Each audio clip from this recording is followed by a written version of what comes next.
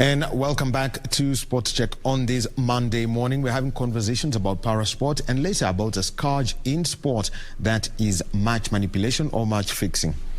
So, and also happening right now, the Kenya Editors Guild is celebrating the life of Philip Ochieng. He was a renowned journalist. He passed away at the age of 83, and he is a person whose impact was there as a public intellectual and also as an editor. So this is happening there. So he worked for a very long time with Kenya Times, the Daily Nation, and his column, known as a fifth column, he was known as a fifth columnist. That's one of the events that made it, that everyone took a look at, and it was there. And speaking right now, we've got Hector Doldier from USIU, and speaking about the linguistic gems of Philip Ochieng, who was a stickler for good grammar in English.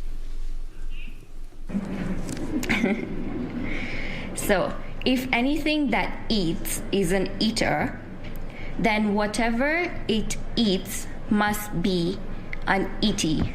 Am I right? I gathered this linguistic gemstone from our own newspaper, he says.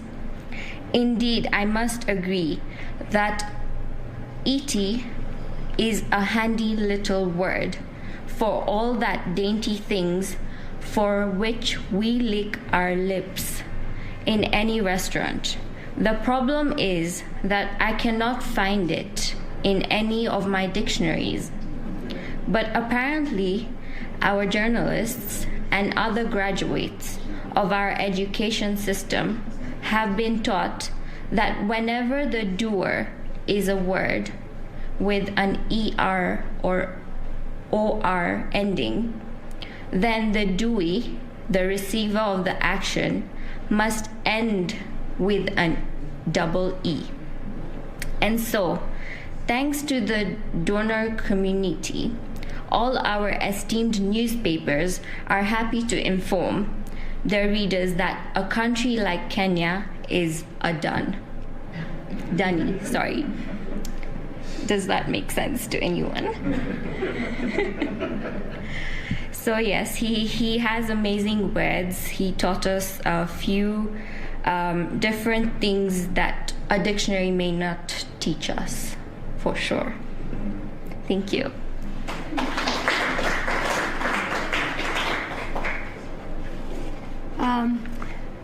I think that is a function that is happening at the Robert Stanley, Nairobi, and it is the Kenya Editors Guild who are celebrating the life of the late Philip Ochieng. He's a renowned journalist, and right now, so the moderators, Rose Lukalo and Njoki Kaigai, who are moderating that, and amongst the people who are supposed to speak later, up there we've got including Dr. Naim Bilal, who is the managing director of the Kenya Broadcasting Corporation. Is amongst those who are scheduled to speak at this event, celebrating the late Philip Ochieng, 83 years old, known as the fifth columnist, a person who could retort any time he sent a letter to the editor and said that he uses very difficult words. You must have a dictionary nearby. He would say, you have two choices: advance your reading or advance your reading. That's a man who challenged everyone, not just as a writer, but also as a public intellectual. Our reporter is Ruth Omboy, and she's going to be giving us the story of the celebration of the life of the late Philip Ochieng. We continue with our conversation, and it is about powerlifting, and we've got Dennis Mugo of the chef de mission of the Kenya Paralympic team to the Paralympic Games that will be taking place in Tokyo, Japan, this August, from the 24th all the way to the 5th of September. And also Lena Nyaboke, who is a coach with the Kenya Powerlifting team. They will be headed to the Dubai First qualifiers. And right now, Dennis, let me come to you as also a powerlifter and a coach. Two women, we know, Helen Wawira and Joyce Njogora. We already have there's a lot of confidence that they will qualify. Tell us about the men in the team. People like Mariga Evans Odhiambo, Peter Odhiambo, and Josh Otieno. Okay. The main team, most of them opt out because competition was very stiff, and they could not make it to maybe qualifying standard. What are they afraid of?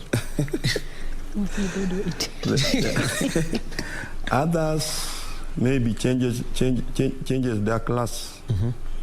That's maybe they the body goes up. They change from the one weight category to another one, and once you have changed from lower category to the higher one, the stiffer the competition, because those with the higher weights, body weight category, they tend to lift more weight. So if you go to that weight, if you add to that weight, you have to train hard too. So our men, currently we have Gabriel Magu, and somehow is a bit maybe he cannot lift the required standard. So that's the problem we have with our men currently. You mentioned that as a powerlifter yourself, the required standard, say for example, who's somebody who's 65 kgs, what is the minimum weight they are required to lift at any competition for any score to count? Okay, you might find that they lift the required lift. Maybe for example, Gabriel Magu, he's required to lift 135 kgs, and currently is lifting 145. But the people he's competing with is lifting more than that. Others are lifting 160, others 170, even up to 200. There's a guy from Egypt, he's lifting almost 200 kgs. So it depends with those who are ahead of you.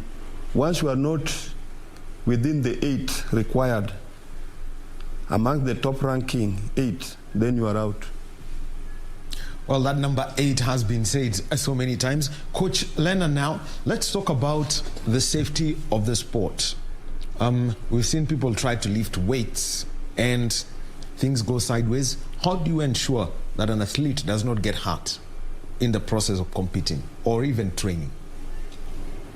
Okay. During training, we have to have a loader, someone who's assisting to load the weight. So, for example, I'm a coach, and we should have one person who's going to load the weight for the athlete. So we make sure that when the athlete is lifting, the loader is behind the athlete, so that he can monitor him or her. When he sees the weight is going to fall down, he lifts it. So you have to have someone behind the athlete when he's lifting. Yes. Then, in such a scenario, a competition scenario, then that would be external assistance. How does that work? Does it count out as a bad lift? Because at the end of the day, the safety of the athlete really counts. Even in competition, there are about three people who's going to assist. Because when an athlete is lifting the weight, one person is standing this side, the other one this side. So when he's lifting up, they are putting their hands like this. So they are directing. So you make sure that the lift does not fall. When it falls, the person is there to assist. Yeah, Dennis, you want to mention about this and how you safely do that, because so that the bars do not, because if on the side where you've got the 3 of them means that the bars are the ones that you're trying to hold on to. Okay, there must be a standby people. There are normally 3 during competition time. So one of them must stand in between the bar, and the others must be aside. You are just there standby, just in case. You should not interfere with the bar when the athletes is, just as Lena is saying. Yes. You move with the bar. You put your And become it's like you you're move trying with it. In case you see there's something which maybe athlete cannot move, because sometimes you find an athlete in some scenario, the first lift has gone, because in the attempts there must be 3 attempts. In the first lift, it's athlete to decide which one is he going to start with. And in some scenario you find that an athlete is saying to be the bar to be loaded with the lift he cannot lift. So in such scenario, when he tries, and sometimes he lifts it and it just goes this way, so the loaders who are around must be very careful. Yeah, that's how it's happened. What's the weight intervals that come into play when you're in competition? Say, for example, you've mentioned about Magu, who's 65, is required to lift minimum 135. Then at what intervals do they add the bars? So this one also depends with the coach and an athlete. First of all, athletes you must ask your athletes, which one are you going to start with? And depending on how you have been monitoring an athlete as a coach, you have to know which one to start with, because sometimes you might tell athlete to start maybe, let's say example, 120 kgs on the bar. Then athletes fail to carry it. So you must, once he has failed to carry